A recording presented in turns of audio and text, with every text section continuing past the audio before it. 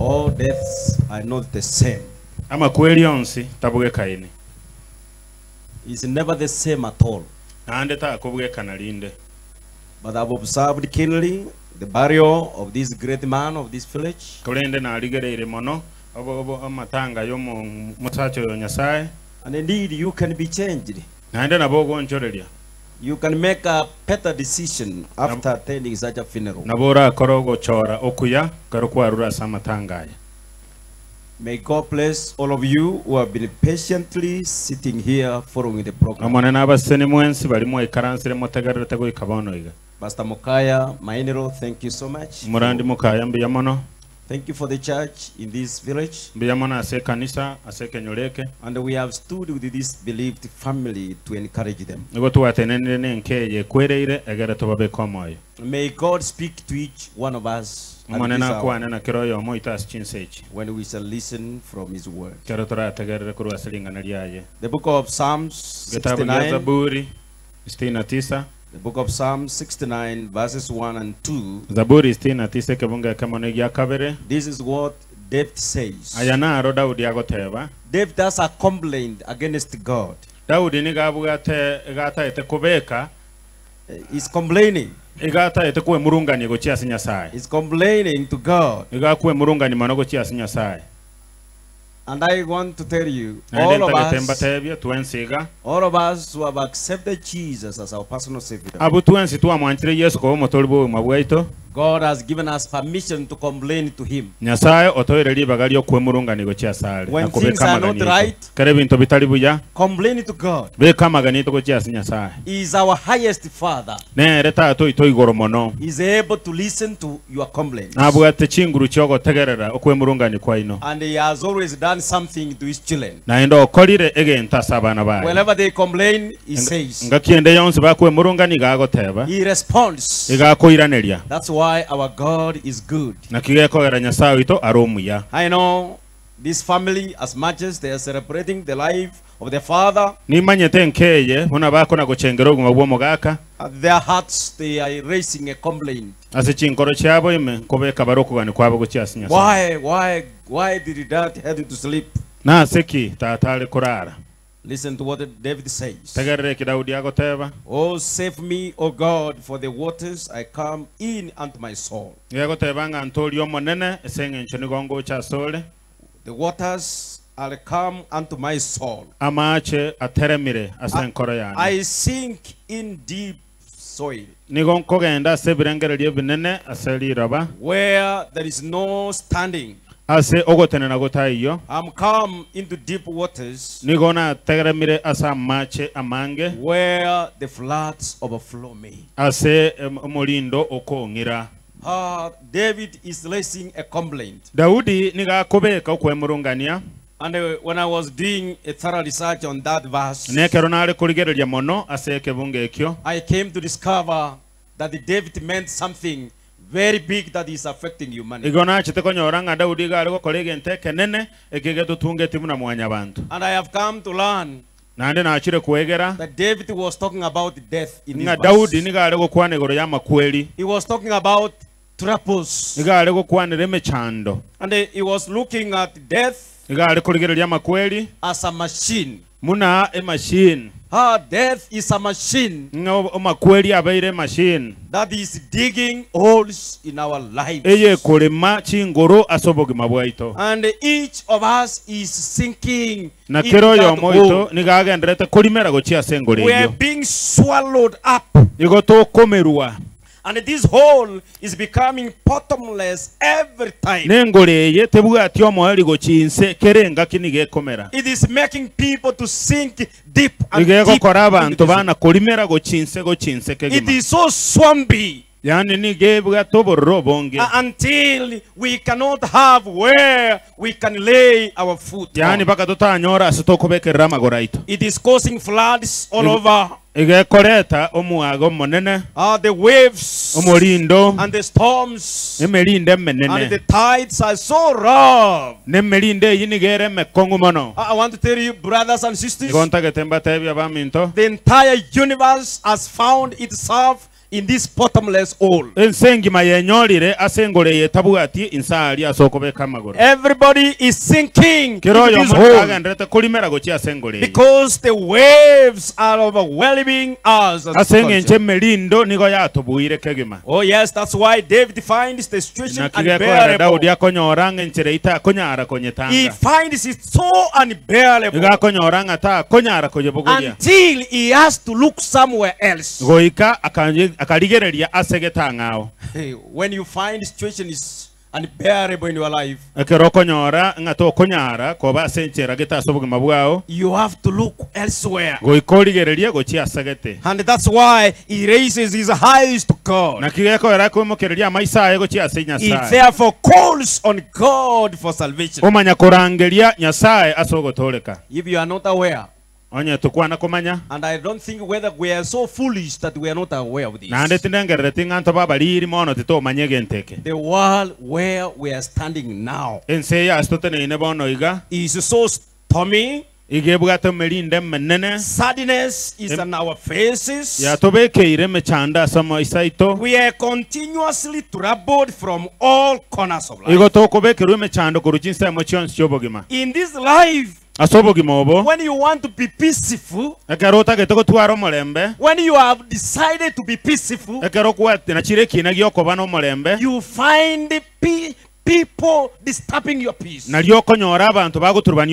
You find circumstances disturbing your peace. You find problems beyond your ability disturbing you. Oh yes, in this life, we are continuously troubled. There is always an ending malice from our brethren. There is no single day, no single hour you are not maliciously mistreated by your colleagues. We have enemies all over in our lives. There is always injustice done against us. There is cruelty, and the hardships are on our shoulders every day. That has caused this shower wounds in our hearts until wherever you are, you feel as if you are sinking. You feel you are not secure. You feel that there is a bottomless hole in your life. My brothers and sisters, I want you to understand one fact again. We have no stable ground to stand on. The world, this world has been shaken. The earths are torn into pieces. Our hearts are torn into pieces. One of the greatest circumstances that has torn our hearts into pieces is the death of our beloved ones. When we see our beloved ones die every day, they shake our hearts. They pierce and torn our hearts. Man's thoughts are in total confusion. Oh, I want you to understand. If you are in Jesus, if you have chosen Jesus as your personal Savior, I want you to know this fact. Jesus makes you conscious. Family members, if you have chosen Jesus as your personal Savior, as much as the ground is unstable, as much as you lose your beloved one, as if you have lost your father, when you have chosen Jesus as your personal Savior, He makes you conscious. Hallelujah. Jesus makes you conscious. He gives you a new idea. He gives you a new way out of escape. That's why Jesus has become our great friend. As much as people are confused everywhere,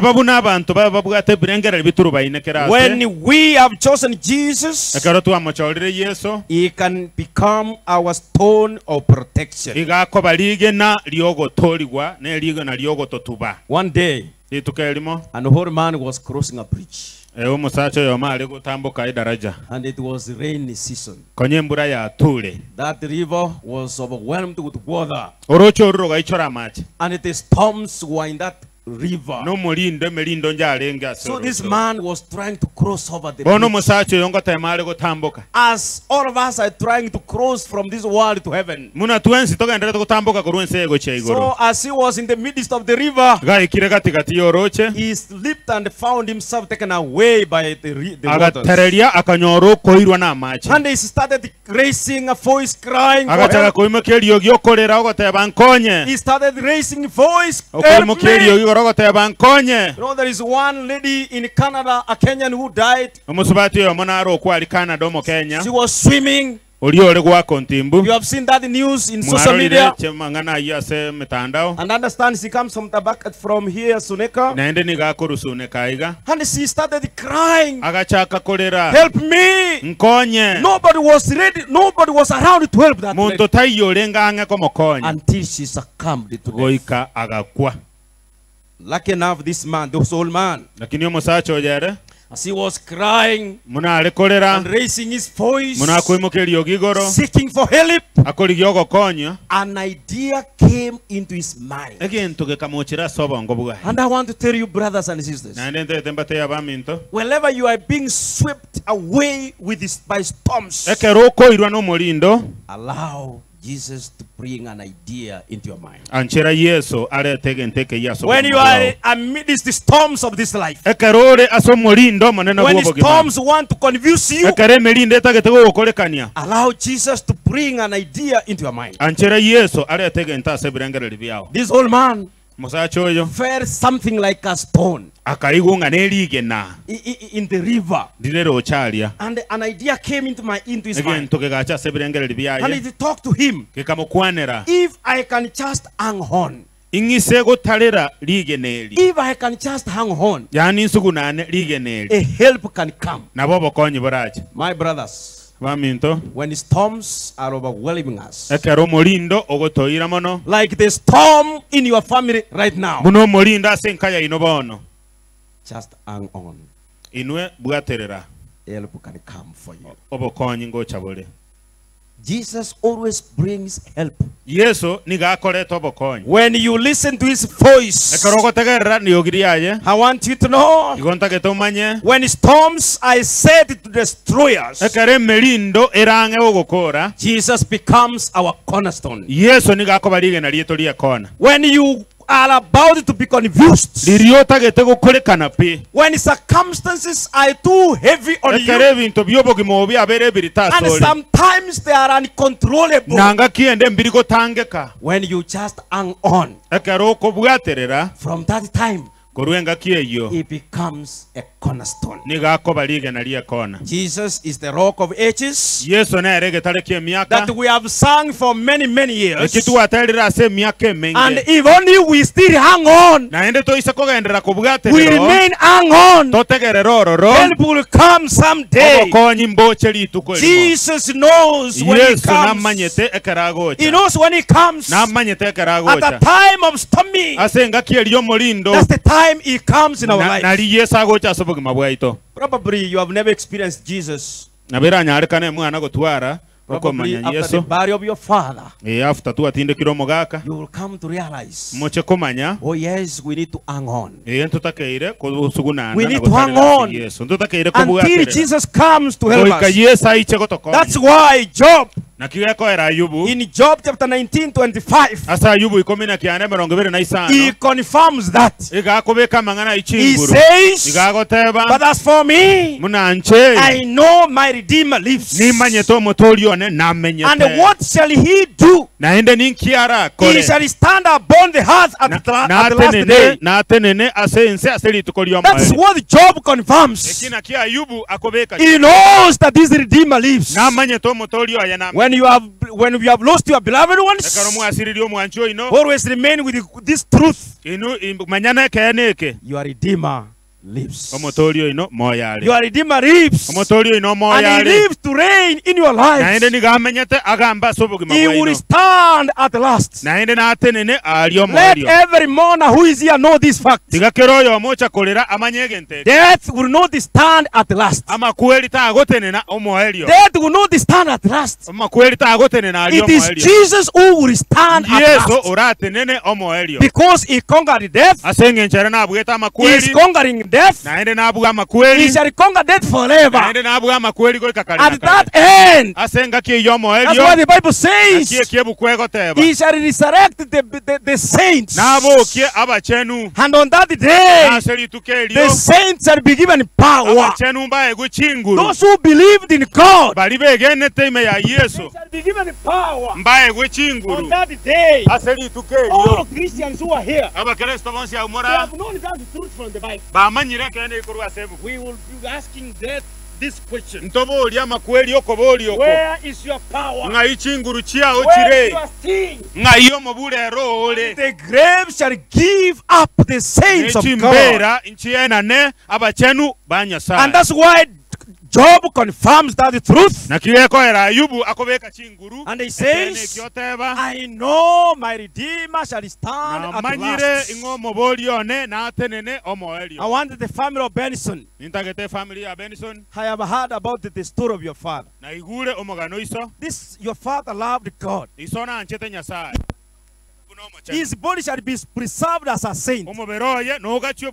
At the last, he will be resurrected. Now the great challenge is on us. Shall we remain holding on until Jesus comes? So that this verse will be fulfilled in our lives. Oh, finally David affirms the same. But as for me, God will redeem my life. He will snatch me from the power of death. That's Psalms 49 verses 15. When we hang on, as much as we are in the bottomless pit, we still hang on. David says, Jesus will snatch us out of death. And he will prepare to take us to eternal life. Oh, conclusively, final, as you listen to me, God will himself someday seal the bottomless hole before our own eyes. He shall replace sadness with joy. Oh, now we are one in sadness. We have sadness in our eyes. We have sadness in our hearts. Our minds are so sad when we lose our beloved ones. But that day, when Jesus stands on that day, he will do a major replacement. Major replacement. A major replacement will take place. And that's why we want people to be Christians. So that we meet with that replacement with joy when our Savior comes. Oh, sadness will have no room on that day. Death will have no power. We shall be exchanged with eternal life. We will be given eternal life. And on that day, we will rejoice forever. And that's the day we welcome each of you to. So that you prepare yourself into that great day when we shall rejoice. We will never hold meetings like this. The only meeting we shall hold in heaven is the meeting of the saved ones. People who never die. We shall dwell with our Savior forever. And this statement shall be said from Jesus. Don't cry. Hallelujah. Hallelujah. That's the day we shall not cry again. Benson sons and daughters, Benson wives, on that day, Jesus will say, don't cry again. May God bless you as we march to Zion with that hope of never to cry again. In Jesus' name.